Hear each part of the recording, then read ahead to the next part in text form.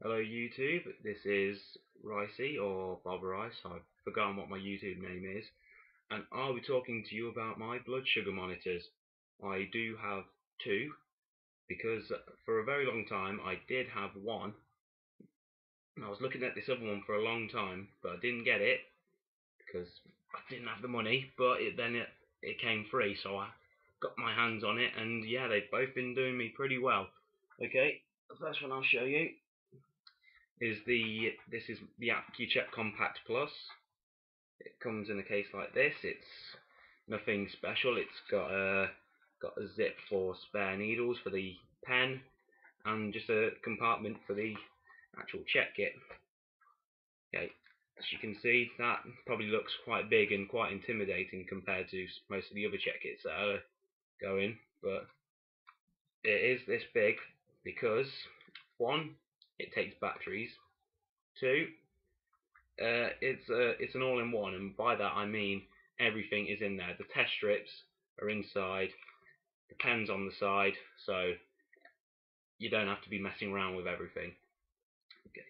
It does have an internal diary, and with where it records your sugars at different times in the day, and so when you go to your doctors, they can say, "Oh, I see you're a little bit high at lunchtime. You can take less insulin at breakfast and whatever."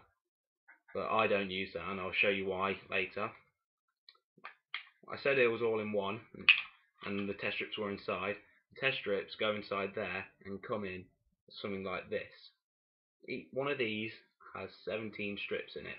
So what you do, you just pop it in the machine. I think I've still got 4 left. But you just pop it in the machine. It'll make some noise, which means it's just trying to find where the next strip is, which it should find any second now. Okay. And to actually do it, this is going to take a little bit longer because I've opened and closed the lid. I'll show you how fast it is when it's not been opened and closed. Any second now you'll hear one beep.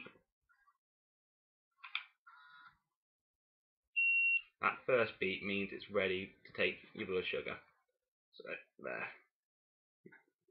Well, what I normally do is I keep the pen on the side. You push down the pen once, put it to your finger. I'll use my index finger. That one hurt. Okay, got some blood. Put your strip to the blood. This one takes about 10 seconds for it to come out with a reading, and I know both of these are accurate because I tested them before I started filming. So there we go. It says 17.7, which isn't a very good reading at all, and I'll deal with that later. So, and I'll show you how quick it is when the lid of the test kit hasn't been opened and closed. So let me just squeeze that finger again. There we go. So you won't hear it making as much noise this time for as long anyway. But strips popped out. There we go. 10 seconds. 17.7 before. It's 18.4 now.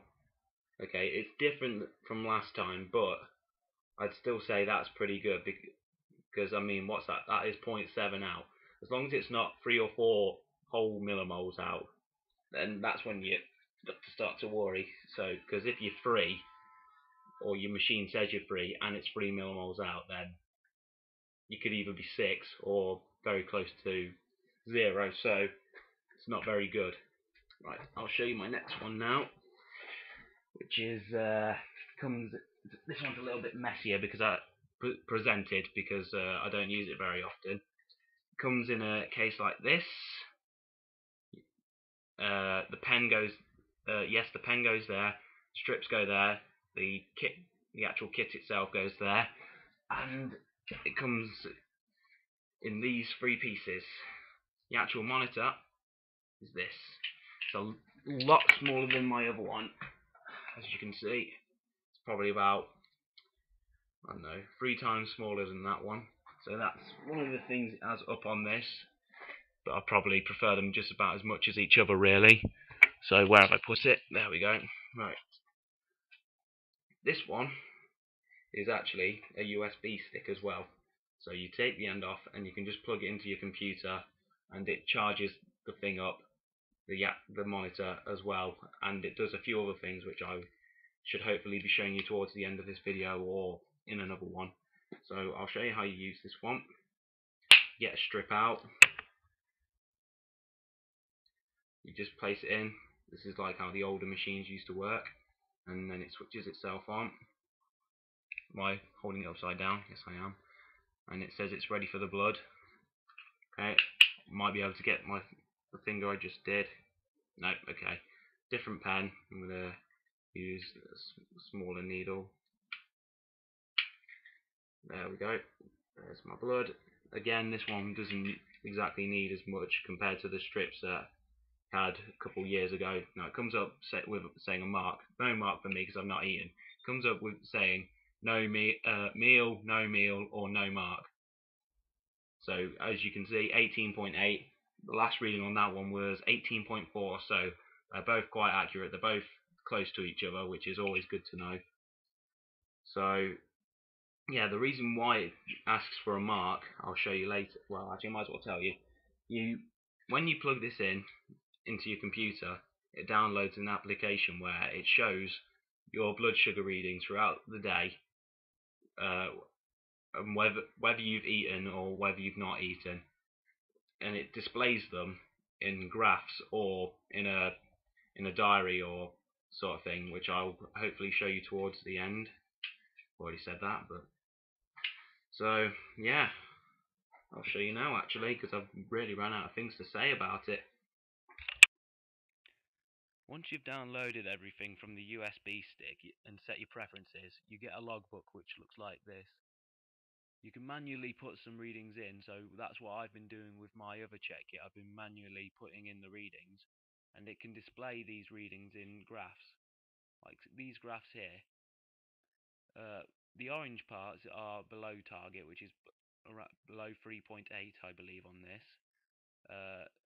The green is 3.9 to 10, and the yellow is above 10. You can also display these readings in a pie chart.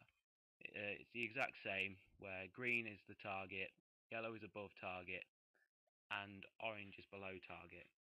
And if you prefer a bar chart, you can also have them displayed like that as well.